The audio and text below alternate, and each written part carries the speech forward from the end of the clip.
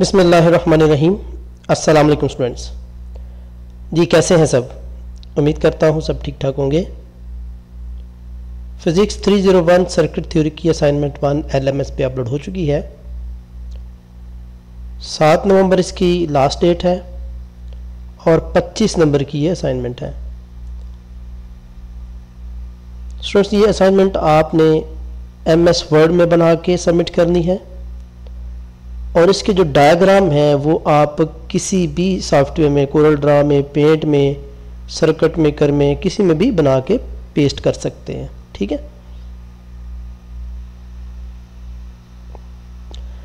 Solution की तरफ बढ़ने से पहले आपसे रिक्वेस्ट है कि चैनल को सब्सक्राइब कर लीजिए, क्योंकि बहुत हार्ड वर्क करके ये मैं फिजिक्स की असाइनमेंट बनाता हूँ, पूरी रिसर्च करके। तकरीबन मुझे पूरा एक दिन लग गया इसको रिसर्च करने में। चैनल को सब्सक्राइब कर ले ताकि बर वक्त आपको हर आने वाली वीडियो का सॉल्यूशन, असाइनमेंट, क्विज़ेस, GDB वगैरह मिल सके। और सेकंड स्टूडेंट्स, आपके लिए गुड न्यूज़ ये है कि इंशाल्लाह आने वाले नेक्स्ट वीक में मैं 4 स्टूडेंट्स को स्कॉलरशिप भी अवार्ड करूँगा अपने चैनल की तरफ से, 3 से 4 स्टूडेंट्स को। तो इसके लिए आप चैनल को सब्सक्राइब कर लीजिए। ठीक है जी, ये एक सर्किट दिया गया है। Find the current I through the network and power across the resistors. ये एक सर्किट दिया गया है। इसमें से आपने सर्किट में जितने रेजिस्टर हैं उनकी पावर निकालनी है और पूरे सर्किट की करंट I निकालनी है, ये वाली। ठीक है, तो स्टेप 1 अब हम देखते हैं। स्टूडेंट्स, आपसे अगेन रिक्वेस्ट है कि 5-10 सेकंड निकाल के चैनल को सब्सक्राइब कर ले अगर अभी भी आपने नहीं किया तो। और इसके अलावा अगर किसी को ये असाइनमेंट पेड चाहिए हो तो इस नंबर पे रब्ता करके व्हाट्सअप करके वो असाइनमेंट ले सकता है। ठीक है जी, 00966537430130 ये मेरा व्हाट्सअप नंबर है। इस पे आप कांटेक्ट करके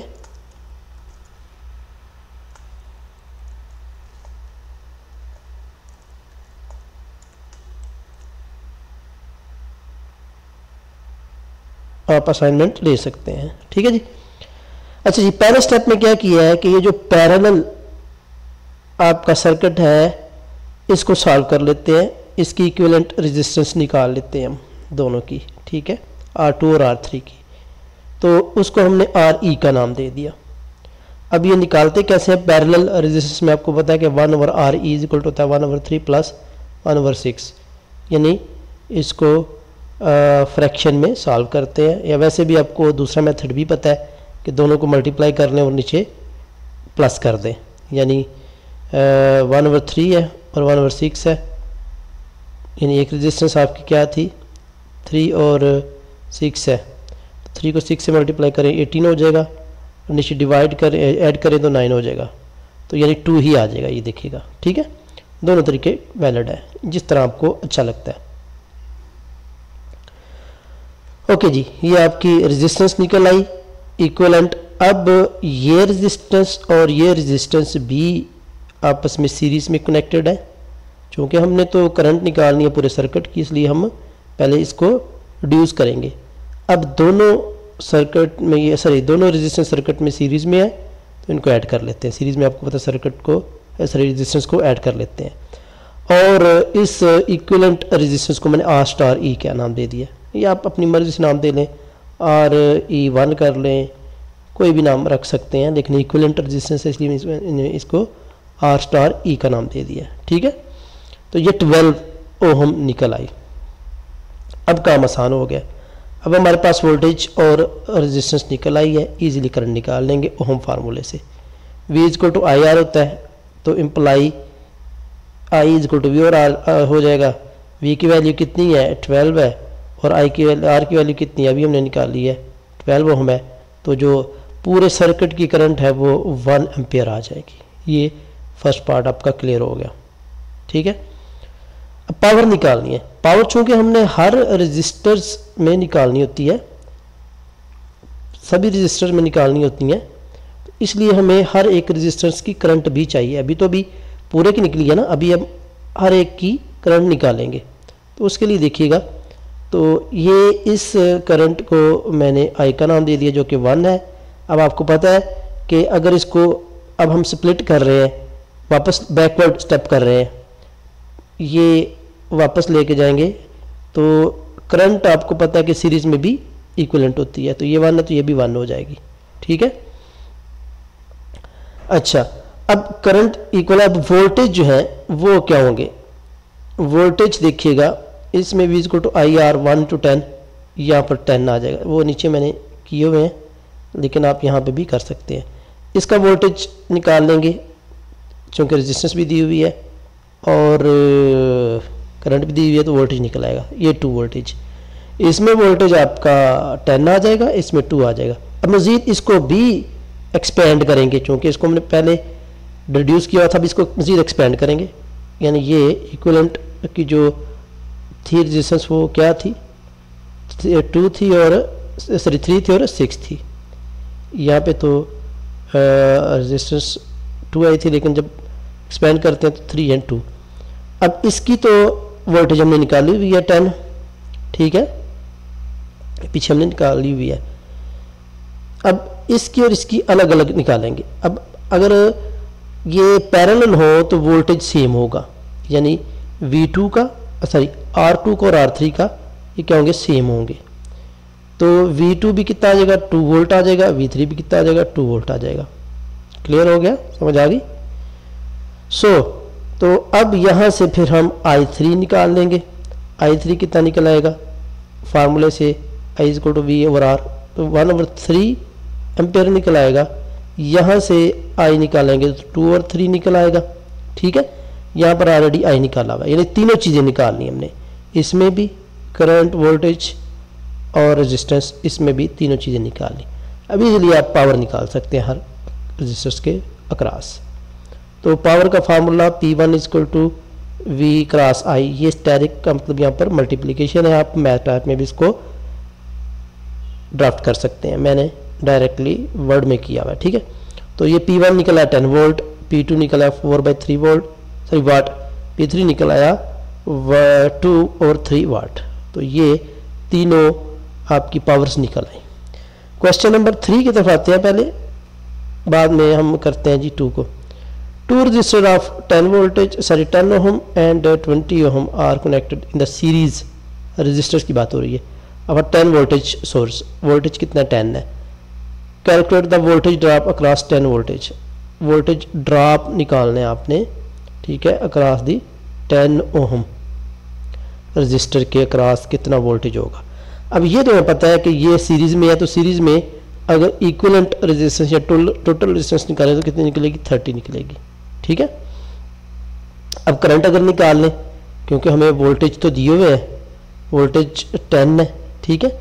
तो 10 वोल्टेज अगर हम अब क्या करेंगे, ओहम लॉ की मदद से करंट भी निकाल लेते हैं, तो ये करंट 1/3 एम्पेयर निकल आई।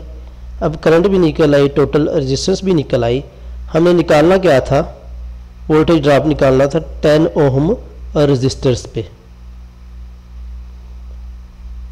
तो 10 ओहम पे निकालना, तो formula V1 equal to I R1, ठीक है। R1 आपका कितना है, ये आपका R1 है, ये R2 है, ठीक है। तो असल में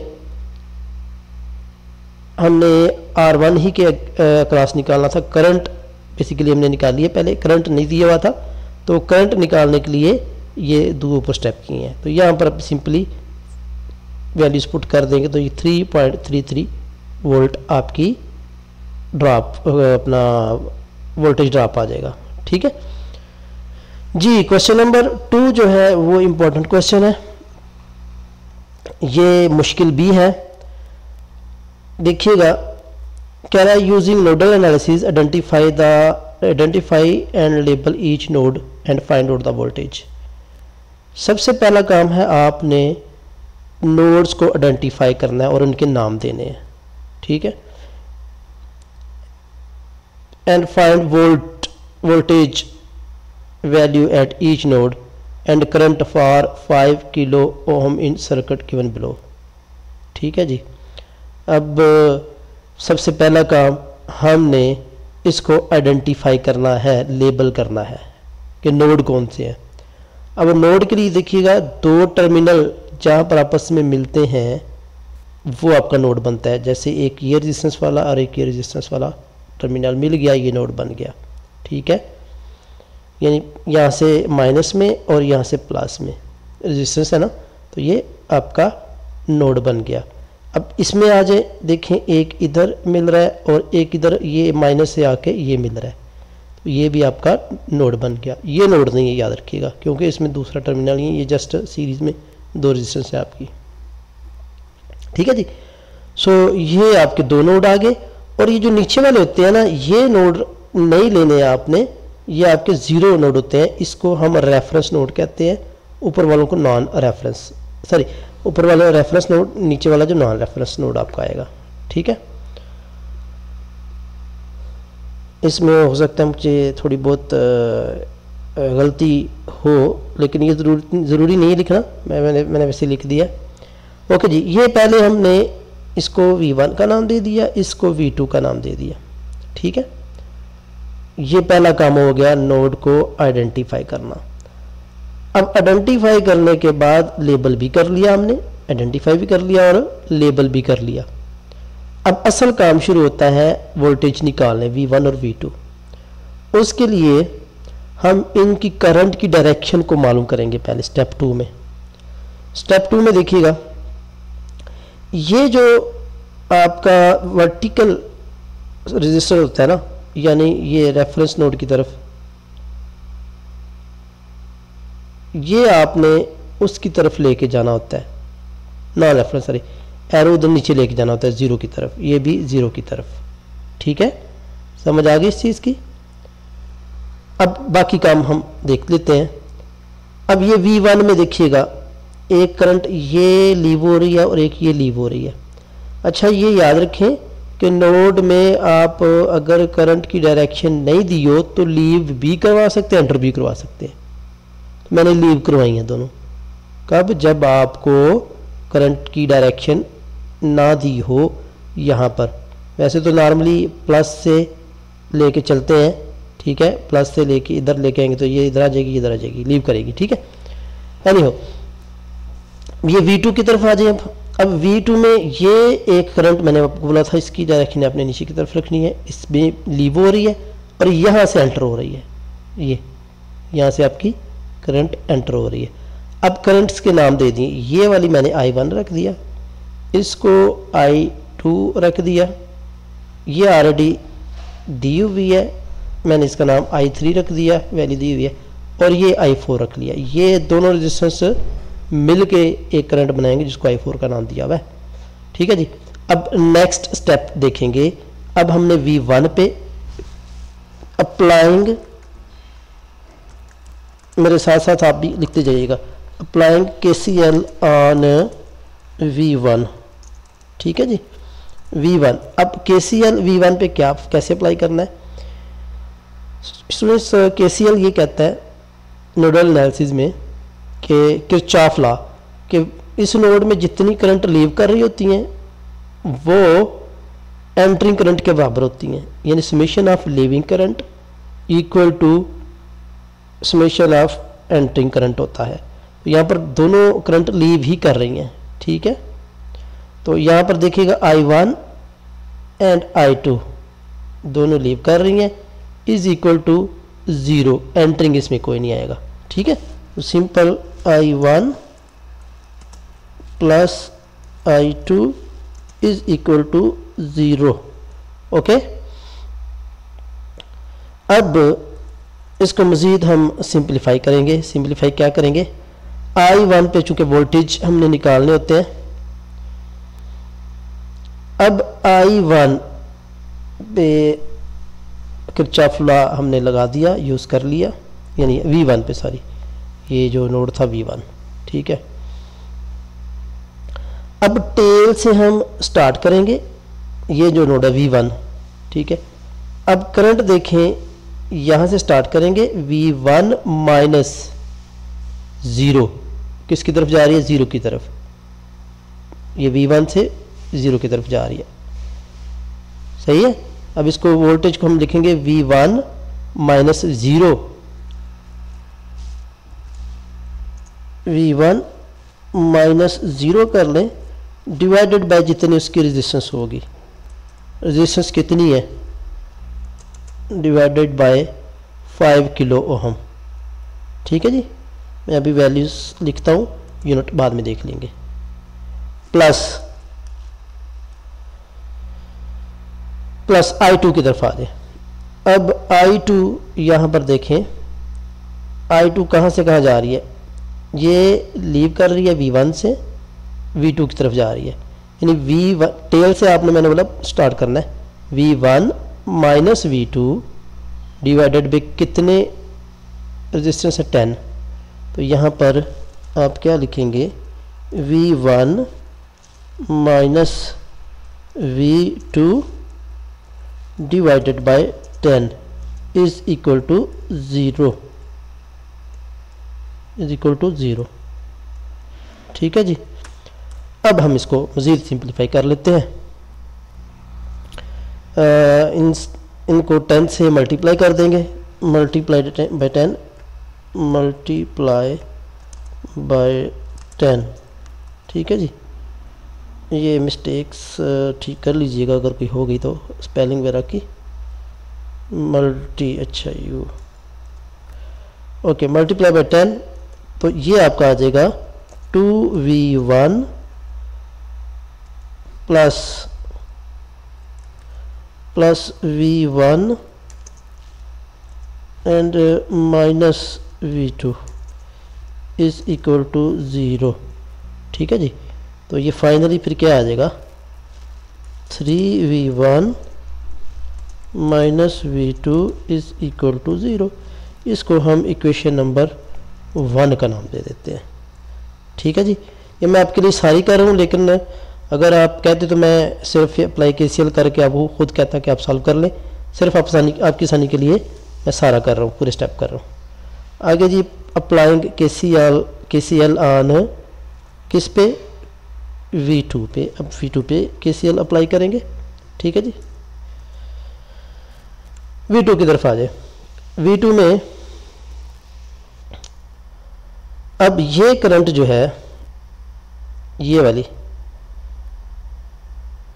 वाली करंट जो है ये लीव कर रही है, लेकिन इसमें टोटल जो आपके रेजिस्टेंस होगी वो कितनी होगी, वो 10 एंड प्लस 20 30। ठीक है, डिवाइड 30 से करेंगे आप इसको।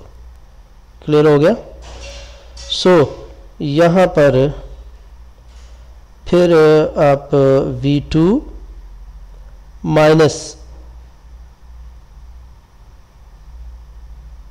0, क्योंकि ये नीचे की जा रही है, तो ये V2 minus 0 divided by this in 30। सो इसको चले मैं कॉपी कर लेता हूँ, बल्कि भी करंट को देखेंगे, करंट कौन कौन सी लीव कर रही है। अच्छा, V2 में एक करंट एंटर हो रही है आपकी I2। ठीक है, एक एंटर हो रही है 3 मिली एम्पियर। क्लियर है,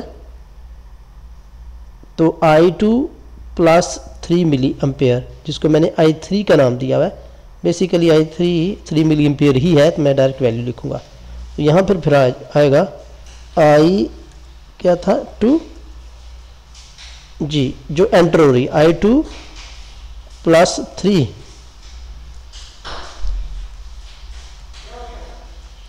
इज इक्वल टू लीव ये कर रही है आपकी I4। ठीक है, अच्छा I4 यहाँ पर लिखेंगे जी, ये I4 आ गया। ठीक है, ये हमने KCL अप्लाई कर दिया। अच्छा, इसको अरेंज करना चाहे तो अरेंज भी कर सकते हैं, बाद में हम देख लेते हैं। ओके जी, I2 में वोल्टेज देखेंगे हम, अब चूँकि वोल्टेज में चेंज करना है इसको, तो I2 को देखेंगे। अब हम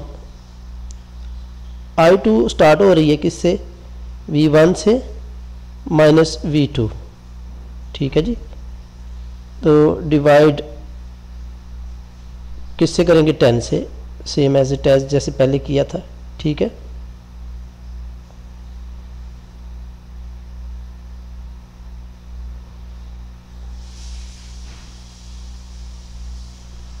V1 minus V2 divided by 10। Okay जी, नेक्स्ट प्लस, ओके चलें 33 को मैं उधर ले जाऊंगा बाद में। I4 देखिएगा, I4 यहाँ पर आपके पास V2 से स्टार्ट हो रहा है, नीचे को जा रहा है और 0 है नीचे, तो V2 minus 0 divided by 30 plus V2 0 में नहीं लिखता, डायरेक्टली डिवाइडेड 30 कर देता हूँ, इज इक्वल टू माइनस 3 को मैं उठा के उधर ले गया। ठीक है, मज़ीद अब इसको सिंपलीफाई कर लें, अब आपका काम ख़त्म हो गया ऑलमोस्ट। ठीक है, ओके जी। तो नेक्स्ट इससे अगेन जैसे पहले किया था, इसको 30 से हम मल्टीप्लाई कर देते हैं, तो ये 3V1 minus 3V2 plus V2 is equal to minus 90। ठीक है जी, ओके जी। तो ये कितना होगा, 3V1 minus 2V2 is equal to minus 90। Okay जी, तो ये आपकी क्वेश्चन बन जाएगी नंबर 2। ओके जी, अब ये असाइनमेंट काफ़ी लंबी हो रही है, वीडियो काफ़ी लंबी हो रही है, इसलिए ये अब नेक्स्ट आपने खुद सॉल्व करना है। क्वेश्चन मैंने बना दी है, बेसिक काम यही था इक्वेशन बनाना, बाकी अब आप आसानी से सॉल्व कर लेंगे। जब आपकी ये इक्वेशन बन जाएगी तो यहाँ से V1 और V2 की वैल्यू निकल आएगी। तो जो कि आपने क्या करना था, वोल्टेज हमने निकालने थे। ठीक है, और उसके बाद करंट तो आप आसानी से निकाल ही सकते हैं, 5 मिली एम्पेयर की वाली जो करंट है, यानी I1 जो है वो आप आसानी से निकाल सकते हैं। ठीक है, जब वोल्टेज निकल आएंगे तो आप वो ओहम ला लगा के करंट भी निकाल सकते हैं। अगेन आपसे रिक्वेस्ट है कि चैनल को ज़रूर सब्सक्राइब कीजिएगा। 2, 4, 5 सेकंड निकाल के आपका कुछ नहीं जाएगा, लेकिन मेरा बेनिफिट मुझे हो जाएगा और इंशाल्लाह नेक्स्ट वीक में स्कॉलरशिप भी अवार्ड करूँगा।